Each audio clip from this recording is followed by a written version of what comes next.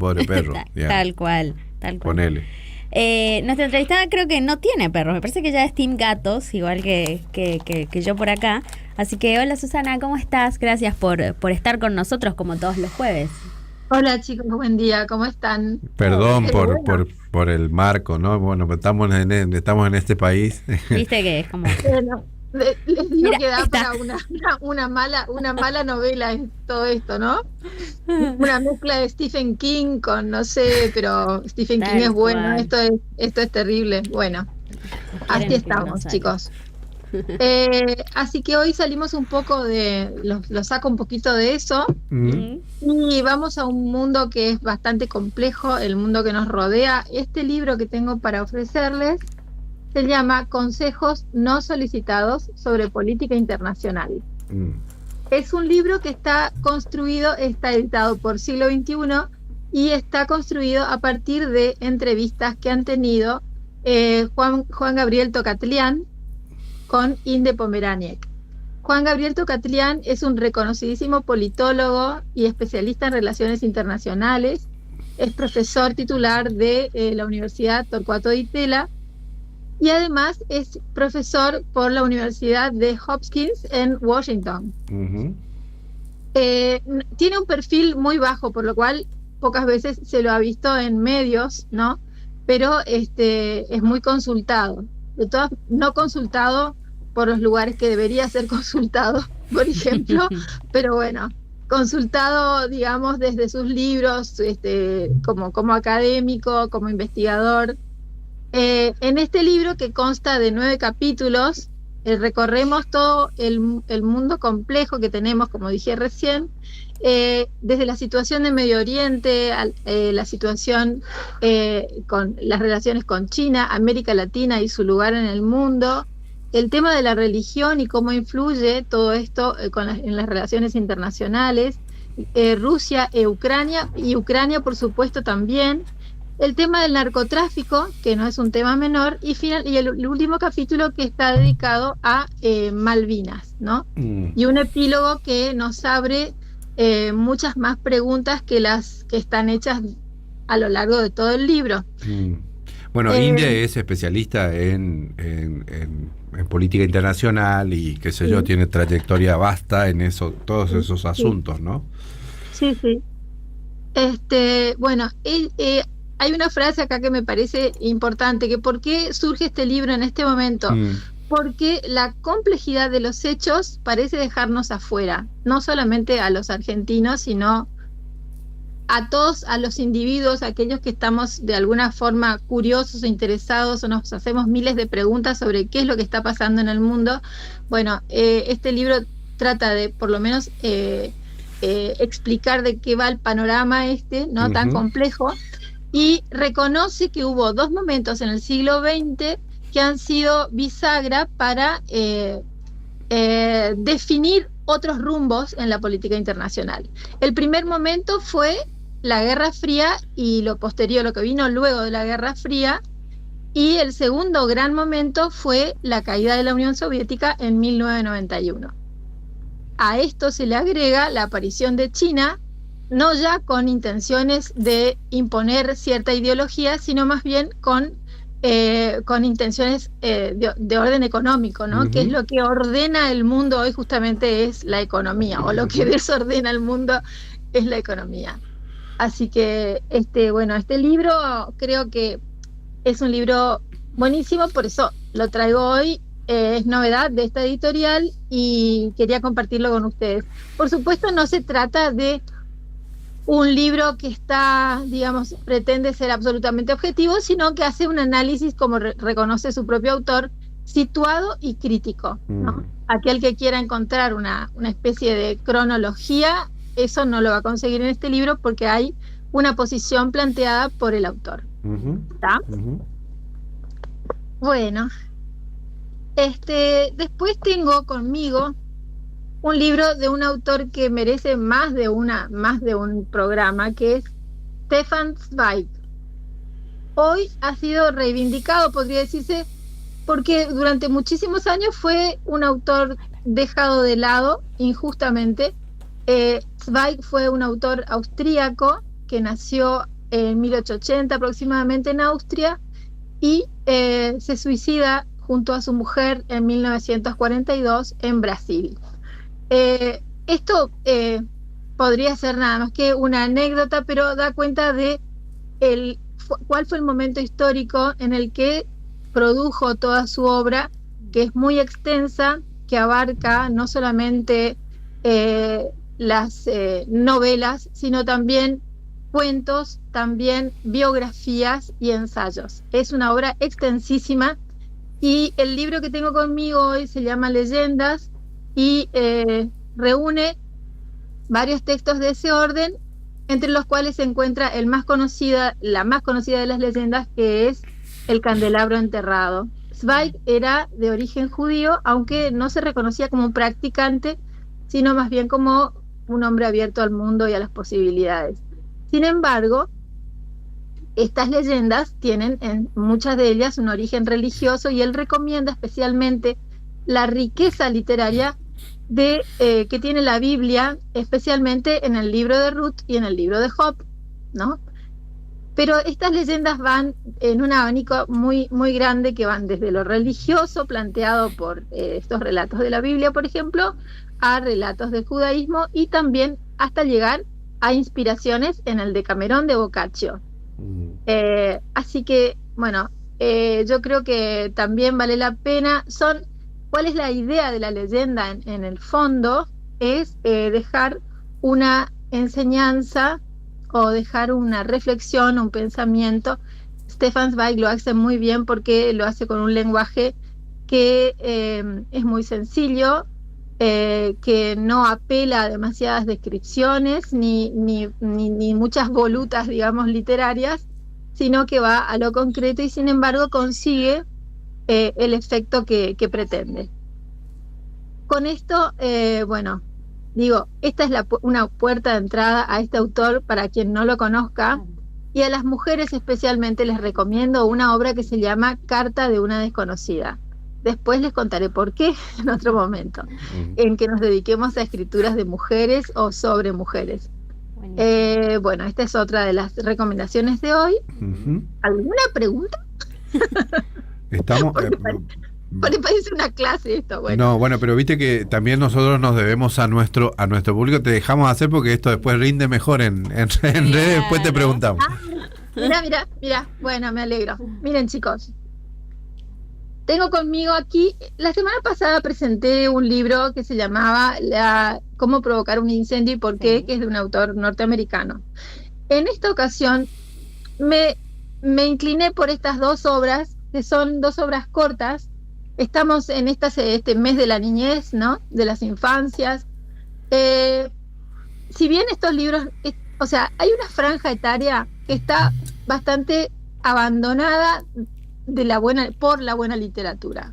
¿Qué sería? Porque hay muchas novelas juveniles, pero no todo es bueno, no todo es recomendable. Claro. Entonces, me parece que apelar a estos grandes autores como Ian McEwan, autor inglés, probablemente lo conozcan. Quien no lo conoce por su obra literaria probablemente haya visto la película Expiación, que se hizo sobre un libro suyo que llevaba el mismo nombre.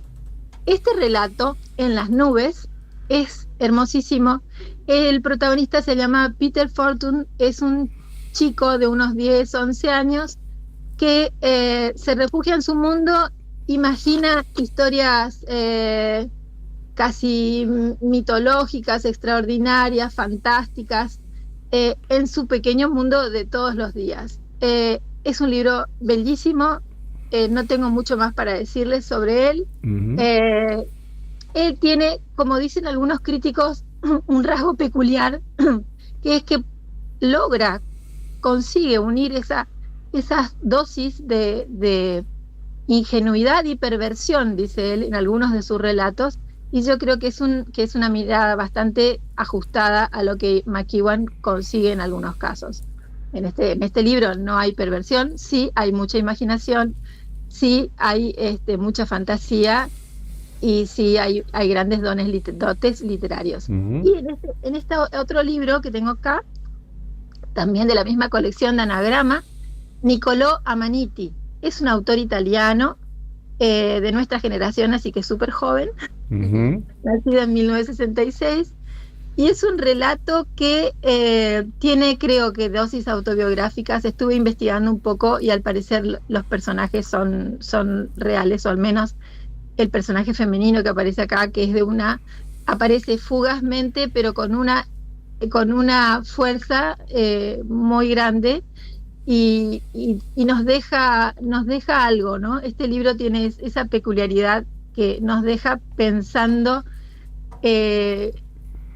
sobre muchas cosas, porque se podría decir que es una novela existencialista breve, en la que el protagonista, que se llama Lorenzo, y su hermana, su media hermana, que es la Olivia, el personaje femenino del que les hablaba, bueno, tiene el personaje que es Lorenzo tiene una dificultad porque su mundo lo ha construido, y sobre todo en la adolescencia se refugia, se aísla, nada más que en su pequeño entorno, padre y madre, y no consigue encajar, como pasa a muchos, y ya lo vimos antes, en el mundo adolescente. Entonces,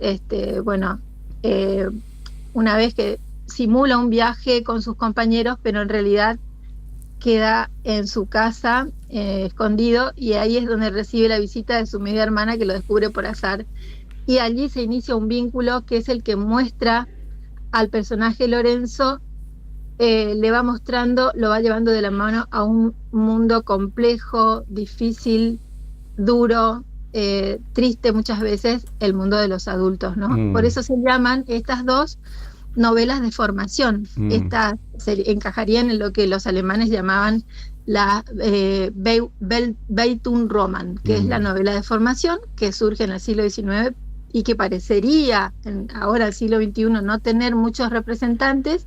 Sin embargo, estas dos obras son una muestra de eso. ¿Tenemos algo más? Eso es. Ok, Susana, ¿por qué vos crees que la literatura de adolescentes o no está o no es de buena calidad, porque es un fenómeno argentino o es más extenso? No, yo creo que es mucho más extenso. De hecho, las novelas juveniles que recibimos así masivamente son de otras latitudes, son norteamericanas en general, o españolas en algunos casos, pero digamos responden más a fórmulas, ¿no? ¿Qué es lo que da resultado? Y parece que ir sobre eso, seguir la tendencia. Por ejemplo, para mí, justamente por eso McEwan es interesante, porque él dice, lo políticamente incorrecto también está bueno, es decir, no ingresar en esa cosa de la tendencia, de lo que quería decirles, la tendencia de la diversidad, de la sexualidad y toda esta mezcla de cosas que no queda clara, en realidad suma confusión, y tampoco no es tan fácil recomendar a los chicos, porque no está muy bien definido el tema de las edades.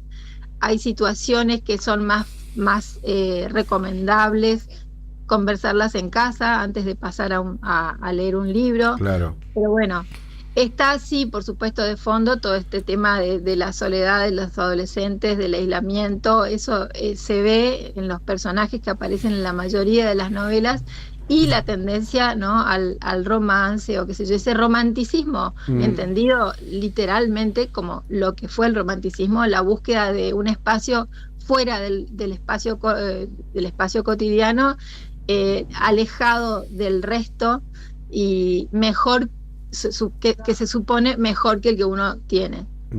Más o menos por ahí va la cosa. Claro, esos son los temas de hoy, porque pienso en mi adolescencia y recuerdo que en aquel momento era todo lo vinculado a la ciencia ficción, los vampiros, todas esas cosas. ¿Todas esas cosas siguen presentes hoy o ya están como...? Sí, esa es una ventana paralela, ¿sí?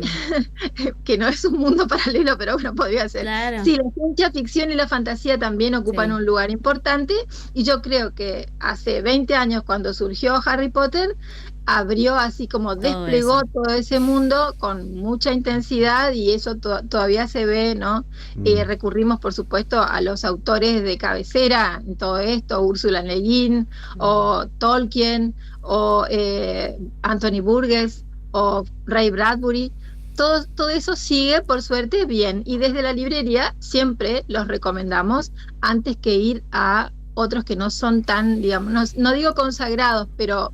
Sí, emergentes, pues. Claro, emergentes o no tan probada eficacia o de calidad, ¿no? Claro. Bueno. Y ahora que lo mencionás, porque vos sabés que yo tengo un lector de esa literatura también, por ejemplo, Harry Potter estiró la edad. Digamos, hay gente un poco que viene acompañando el crecimiento de Harry y que pasa a la adolescencia y sigue buscando material conexo, si es que no tiene la colección completa y eso.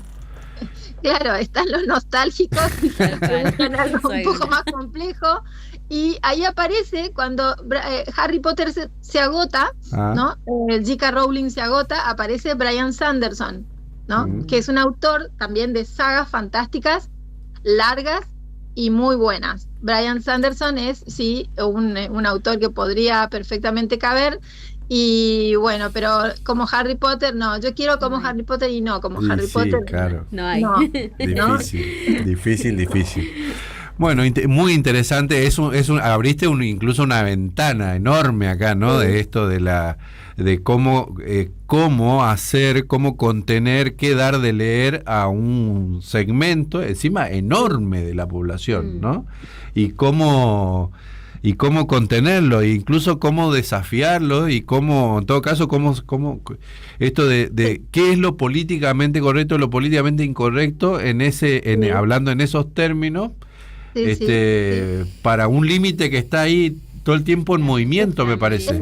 Es muy fluido, por supuesto, claro. Por eso digo, todo debería surgir en la familia y difícilmente surja un niño lector de padres no lectores. Por eso más vale compartir esos momentos que siempre son buenos. Me parece que esa es la clave, es esa vida y hay que aplicarla nada más, ¿no?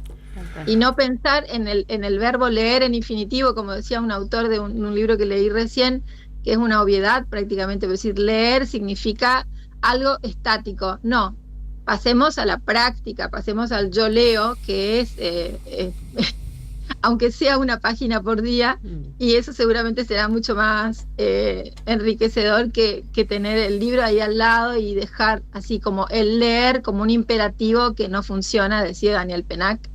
No admite el imperativo. Exactamente. Susana, muchas gracias. A ustedes, chicos, nos vemos. Hasta el jueves. Era Adiós. Susana Canevaro, nuestra librera.